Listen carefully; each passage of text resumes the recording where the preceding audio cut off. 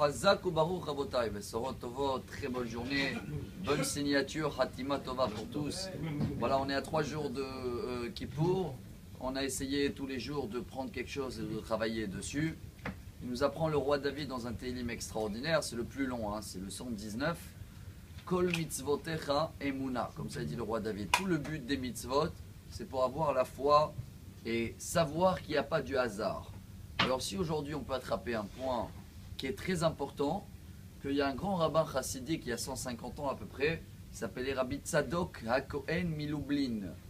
Et lui nous apprend que la plus grande ségoula, la plus grande réparation de Kippour, que même les péchés, entre guillemets, catégorie plus grave, que même le Zohar il dit que la réparation est compliquée, ça s'appelle même en hébreu Keri, tout ce qui est des choses perdues et de semences, etc. Et ben on prend les mêmes lettres, Keri en hébreu, c'est pas que celui-là l'américain qui a essayé de faire la paix et à la fin il est plus là. C'est quoi Keri? C'est Mikré. Vous vous rappelez qu'à la fin des 98 malédictions de Parashat Kitavo qu'on a lu il y a 3 semaines, qu'est-ce qu'elle nous dit la Torah? Qu'est-ce qu'il nous dit Dieu? Tout ça, c'est venu sur nous, le peuple juif. Asher alartem imi bekeri, ve'alartem imachem afani bahamad keri. Vous croyez qu'il y a le hasard? Et bien là aussi, vous allez jusqu'à qu'on va comprendre qu'il n'y a plus d'hasard. Ce qui veut dire, voilà le point d'aujourd'hui, le travail d'aujourd'hui, c'est magnifique. On essaye, réaliser, comprendre que tout ce qui se passe dans notre vie, tout ce qui était dans l'année, aujourd'hui, une jour de méditation, on dit en français, il n'y a pas de hasard. Tout vient d'Hachem, il n'y a pas de micré.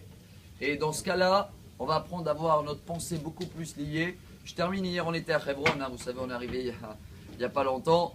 Et il y avait là-bas un rabbin extraordinaire, Rav Toledano, qui est là-bas depuis 40 ans. Et il nous a raconté qu'il y avait un très grand élève dans une yeshiva, qu'il a quitté la yeshiva assez jeune. Et il est parti faire des études, de lire des pensées. Et un jour, il rencontre son rosh yeshiva, son rabbin, et qui commence à le parler. Dis-moi, pourquoi tu as quitté la yeshiva, etc. Qu'est-ce que vous avez fait pendant ce temps-là? Il a dit, j'ai étudié à lire les pensées. Il a dit, ah bon, vous pouvez lire ce que je pense? Il a dit, oui, c'est pas comme ça, regardez, fermez les yeux pendant 1 minute, je vais vous dire. Alors le rabbin, il ferme les yeux, et après 1 minute, il dit, alors, j'ai pensé sur quoi? Alors l'élève, il dit, t'as pensé sur Dieu.